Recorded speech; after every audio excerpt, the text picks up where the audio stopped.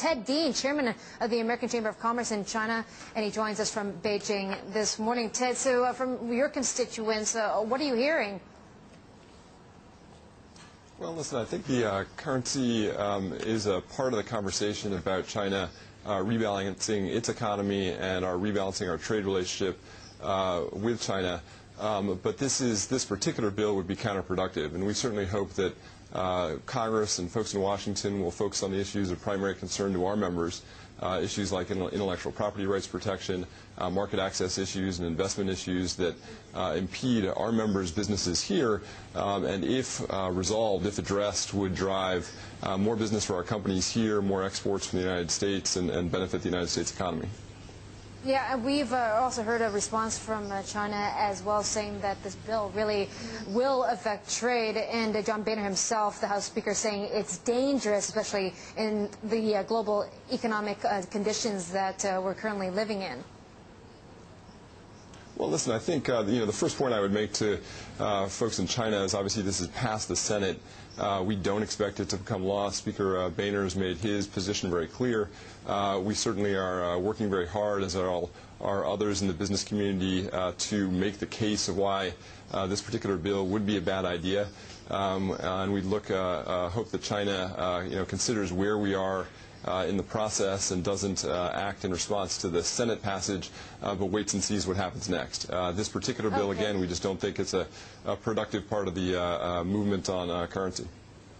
Okay, well, Ted, let me ask you this. How do you feel? How does the American Chamber of Commerce in China feel when a strong contender for the White House like Mitt Romney saying that China is a currency manipulator and he will go after China for taking away U.S. jobs and for undervaluing its currency if he's elected?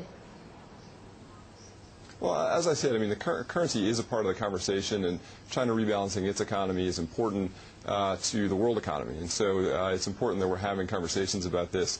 A bill like this that takes a sort of punitive channel to try to affect change here is not the way to go. China is, over time, appreciating its currency. That's a productive shift towards a more market-driven exchange rate. But listen, our members here who are sort of in the trenches fighting for market share here would like to see progress on the issues that impact their business on a day-to-day basis, like IPR, like market access issues. And when we, on an annual basis, go out and survey our members, currency just doesn't rate as a major factor for them. Okay, well, does anyone amongst your constituents, or what's the majority, do they feel that the yuan is undervalued? Yeah, listen, China does need to move over time to a more market-driven exchange rate, and I think our members would agree that that's a positive trajectory. The question is, how do you get there? And I think legislation from Congress, in particular this legislation, that I think there's a very open debate about whether it would be in compliance with WTO rules, isn't a productive way to move the conversation about the renminbi exchange rate forward.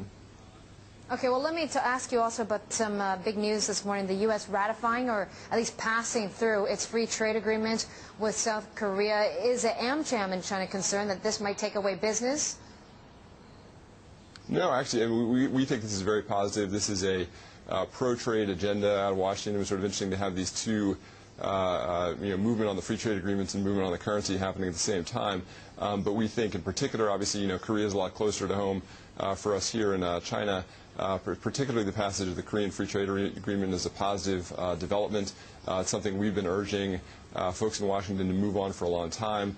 It puts the United States on a pro-trade agenda here in Asia, and I think it's not, very positive for our members here and their businesses in China. Okay, Ted, thank you for that. Ted Dean, chairman of the American Chamber of Commerce in China.